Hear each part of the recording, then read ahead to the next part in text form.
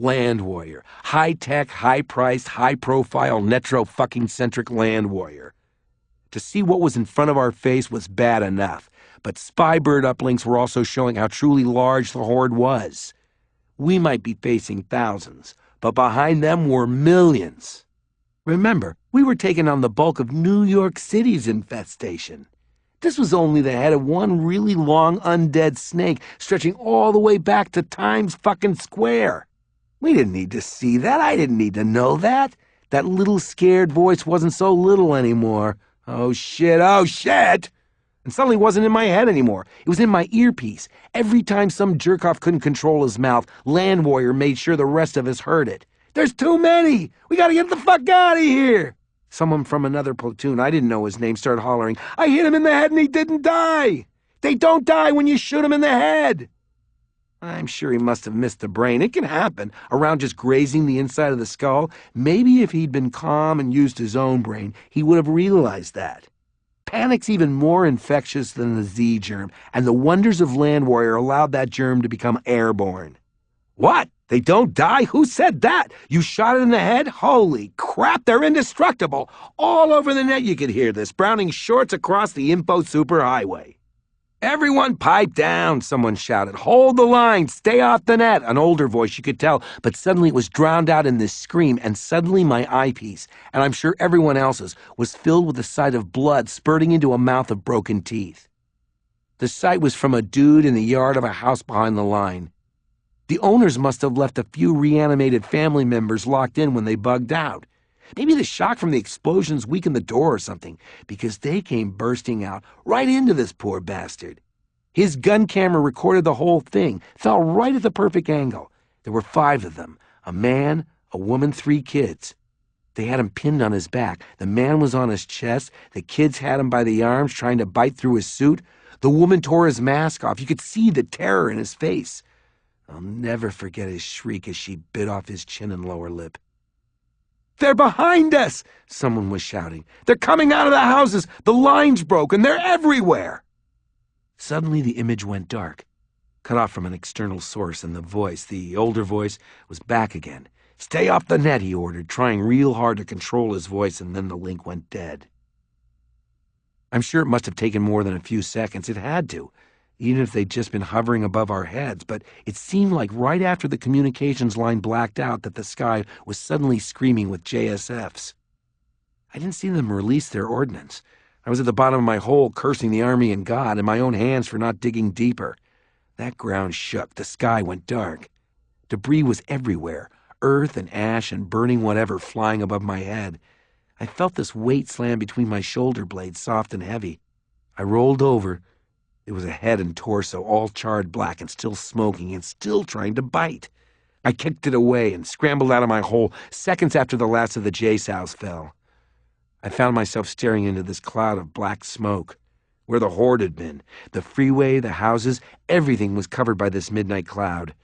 I vaguely remember other guys getting out of their holes, hatches opening on tanks and Bradleys, everyone just staring into the darkness.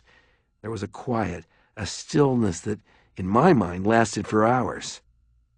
And then they came, right out of the smoke like a freaking little kid's nightmare. Some were steaming, some were even still burning. Some were walking, some were crawling, some just dragging themselves along on their torn bellies. Maybe 1 in 20 was still able to move, which left, a couple thousand? And behind them, mixing with their ranks and pushing steadily towards us, the remaining million that the airstrike hadn't even touched. And that's when the line collapsed. I don't remember it all at once. I see these flashes, people running, grunts, reporters. I remember a newsman with a big Yosemite Sam mustache trying to pull a Beretta from his vest before 3 burning G's pulled him down. I remember a dude forcing open the door of a news van, jumping in, throwing out a pretty blonde reporter, and trying to drive away before a tank crushed them both. 2 news choppers crashed together, showering us with their own steel rain. One Comanche driver, brave, beautiful motherfucker, tried to turn his rotor onto the oncoming G's. The blade diced a path right down their mast before catching on a car and hurling him into the A&P. Shooting. Crazy random shooting. I took a round in the sternum, in my armor center plate. I felt like I'd run into a wall. even though I'd been standing still. It knocked me on my ass. I couldn't breathe. And just then some dumbass lobbed a flashbang right in front of me. The world was white. My ears were ringing. I froze. Hands were clawing me, grabbing my arms. I kicked and punched. I felt my crotch get warm and wet. I shouted, but I couldn't even hear my own voice. More hands, stronger, were trying to haul me somewhere. Kicking, squirming, cursing, crying. Suddenly a fist clocked me in the jaw. It didn't knock me out, but I was suddenly relaxed. These were my buddies. Zach don't punch. They dragged me into the closest Bradley. My vision cleared just long enough to see the line of light vanish with the closing hatch. Wainio reaches for another cue, then abruptly decides against it. I know professional historians like to talk about how Yonkers represented a catastrophic failure of the modern military apparatus, how it proved the old adage that armies perfect the art of fighting the last war just in time for the next one. Personally, I think that's a big old sack of it. Sure, we were unprepared. Our tools, our training, everything I just talked about, all one Class A gold standard clusterfuck. But the weapon that really failed wasn't something that rolled off an assembly line. It's as old as, I don't know, I guess as old as war. It's fear, dude. Just fear. And you don't have to be Sun freaking Sue to know that the real fighting isn't about killing or even hurting the other guy. It's about scaring him enough to call it a day. Break their spirit. That's what every successful army goes for, from tribal face paint to the blitzkrieg to, what do we call the first round of Gulf War II? Shock and awe? Perfect name. Shock and awe. But what if the enemy can't be shocked and awed? Not just won't, but biologically can't. That's what happened that day outside New York City. That's the failure that almost lost us the whole damn war. The fact that we couldn't shock and awe Zach boomeranged right back in our faces and actually allowed Zach to shock and awe us. They're not afraid. No matter what we do, no matter how many we kill, they will never, ever be afraid. Yonkers was supposed to be the day we restored confidence to the American people. Instead, we practically told them to kiss their ass goodbye. If it weren't for the South-African plan, I have no doubt we'd all be slouching and moaning right now. The last thing I remember was the Bradley being tossed like a Hot Wheels car.